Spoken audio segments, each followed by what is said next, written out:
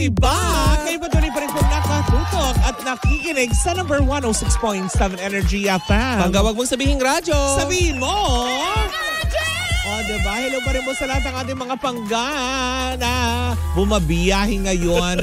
Dahil alam mo yon kanina medyo makulimlim, tapos umaaraw. Bigla na naman. Mag-iingat po tayong lahat. Sana may dala-dala po kayong mga payong. Kaya nga, pabago-bago ang panahon, Mare. Oo, parang ikaw, diba? Pabago-bago ang isip. Uy, diba? hindi. Nakakalok. Ako ngayon naapektuhan, Mare, dahil nakalimutan ko nga yung yung aking MX-3 nung ako'y nagpunta ng Baguio. Kaya eto sinisipon-sipon. Kaya nga. Kaya dapat ugaling. Lagi ka may baong MX-3. Dahil ang MX-3 ay tunay, natural, at original MX-3. Ayan. Oy, Mare ha. Meron kang gustong batiin. Oy, advance happy birthday. Oy, Mare, oo. Totoo yan. Kasi bukas wala ka na naman. Oo. Ako po ay nakalive. At sa Lunes na po tayo ulit magkakadaupang paalam sa ere. Nakakaloka. Sana all. Hoy! Kilala kita pag-December, nawawala ka rin. Antayin mo ang paghihiganti ko ng Disyembre. Hindi bali sa Disyembre, babawi naman si Maring Sisa ng bakasyon. Ng bakasyon talaga. Sabi sa'yo, ang last airing day ko is December 12. Oo nga. Ano kala Tapos New Year ka na, babalik. January na tayo magkikita. Ang haba ng bakasyon. Ay, nako. Ano, chorus special na lang yung baklita. Ay, nako, Mare, eto na nga ang chika ko for today's video. Nakakaloka, Mare. Ayun, Mare! Nakita mo na? Oo, napanood ko yan. Oo, diba? Una sa lahat, Mare, congratulate muna natin. Sino? Itong si Rendon Labrador. Bakit? Kasi, Mare, nagbalik na sa kanya ang kanyang Facebook page. Talaga ba? Na may 1.8 million followers. Ay, binalik din? Yes. Nakuha naman yata sa pakiusapan, Mare, kaya binigay na. Ibinalik ulit. Oo. Kasi nga naman, Mare, di ba? Nakita naman natin sa mga nakaraang araw na itong si Rendon Labrador ay patuloy na nagpo-post. Hindi na mga kawalang hiyaan. Kawalang hiyaan. Kundi medyo nag-tame siya. Love muna daw. Nananawagan nga ito sa TikTok Philippines, Mare, na sana ibalik na din daw yung account niya. Diyos ko, nanawagan. Parang nawawala. Namang sasasayaw siya ng yung ginawa natin, Kapo. Try naman kasi niya magsasayaw minsan. Parang hindi yun yung forte niya, Mare. Diba? Actually, parang siya sa kanya din galing, Mare, diba? Sabi niya, aanhin mo ang magandang katawan. Kung hindi mo naman ma-post. Siya nagsabi nun, no? Pero Mare, di ba? Napanood natin sa isang interview na nag-sorry na ito kila Meme Vice Ganda at saka kay Ayon. Diba? Oo. Pero Mare, alam mo, ayun si Rendon, pinakita na. Ayan, yung bago niyang picture. Yan yung bago niyang upload. In fairness, gumapo. Alam mo kung magwapo kapag... Yan? Hindi. Hindi, yung bago. Yung naka-black. Talks. Ayan. Alam mo kung magwapo talaga ang tao kapag magandang inilalabas sa bunganga. Tama naman, hindi ba? Tsaka isa pa siguro. Actually, sinabi na rin niya dun sa isang interview niya, di ba? Na may natutunan naman daw siya sa kanyang mga pagkakamali. Oo. Diba? In fairness. Diba? Kaya tsaka nakikita natin, Mare, na medyo nagiging may konting pagbabago sa kanya. Ibig sabihin may mga tao na siyang na nakakahalubilo, nakakasama, na maganda na ang impluwensya sa kanya. Alam kasi mo, na-advisean siya. Oo. Alam mo, Mare, ito nga sabi ng mga netizen sa kanya, no? Kapag ganyan na pinagpatuloy ni Rendon yung pagiging tamed niya at hindi yung matalas niyang bungang ang isinasa publiko niya, mas pakikinggan siya ng mga tao. Correct, yes, diba? Ate. At talaga nga naman, believe naman din ng mga, kumaga parang mas kabibilibad pa siya sa aspeto na yun. Kasi nga kung talagang yun ang talagang pinoproject niya is maging motivational speaker siya. Diba? Tama na yung ginagawa niya. Oo, nasa tamang path siya. Diba? Kasi sabi nga niya, diba, he learned his lesson na tipong, nagkamali siya. 'Diba? May mga bagay na may pwede naman daw bigyan ng pagkakataon yung mga bagay na yon na alam mo, slightly Mare, parang naintindihan din naman siya ng publiko matapos niyang sabihin na kung paano siya pinalaki ng magulang niya. Correct, 'diba? 'Diba na may chika siya doon na Mare, na pinalaki siya ng kanyang amang sundalo. Oo, tapos nagkaroon siya ng parang yayang ex-convict. Diba? So medyo hindi ganun ka yung niya, hindi ganun ka malambing. Correct, yung kanyang nakaraan or sweet yung kanyang nakaraan. Siyempre, pag kumitatay ka ba namang sundalo, diba? Sundalo kaya pulis.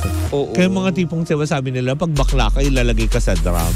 Bakit? Di lalo ka naging Serena. Tsaka hindi ka rin ilalagay sa sako kasi magiglang ka. Tapos hindi ka nila mainog. Bakit nilagay ng di ba? Parang di ba pag sinabing, lalaki ako. Di ba? Yung mga ganyan. Sige nga, Mare, sample, ikaw magsabi ng lalaki ka ba? Oo. Bakit parang hindi? Paano mo sasabihin yung lalaki ako? Lalaki. Ang gusto ko.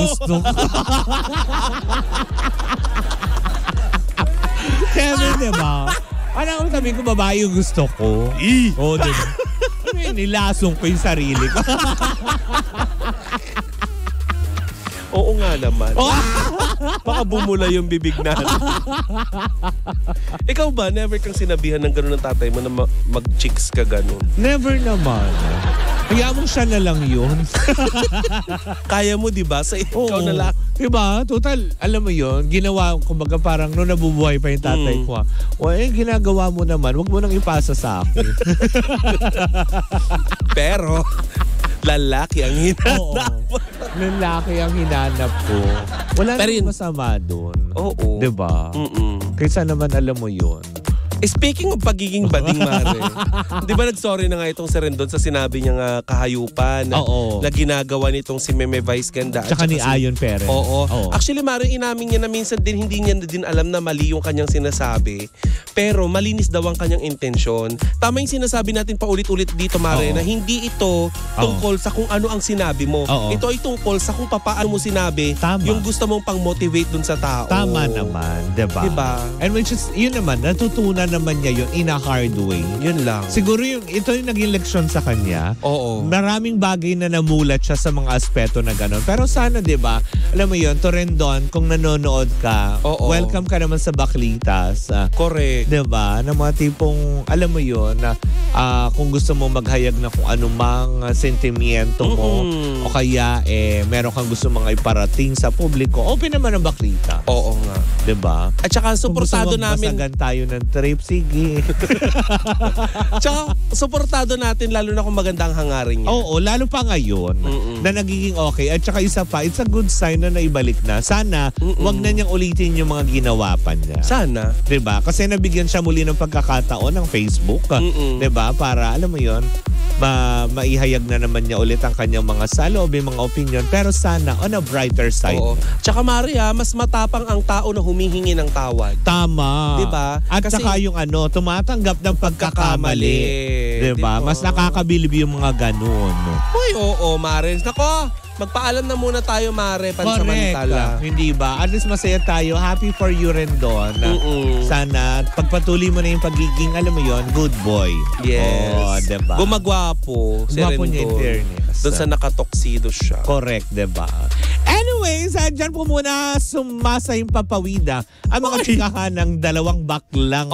Alam mo yon, baklang nakadilaw at baklang printed. Kakulay nung artista na gustong magbalik sa Pilipinas. Yeah, talaga ba? Oo, sabi niya, after 2 years na gusto niyang bumalik dito sa Pilipinas.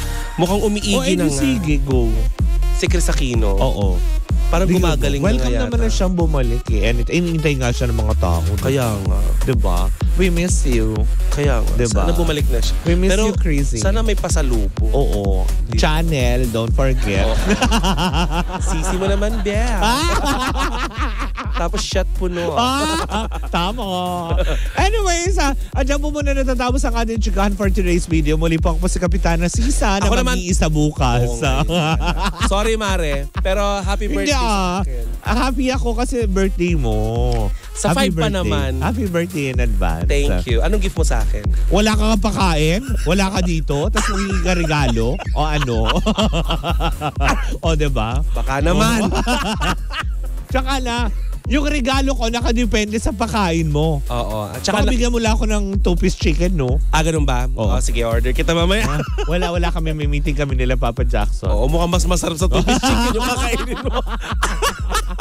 Hello po sa mga taga Marriott. Siya! Magpaalam. Bye. Paano ka na? Ayan, happy birthday. Wow! Sa akin.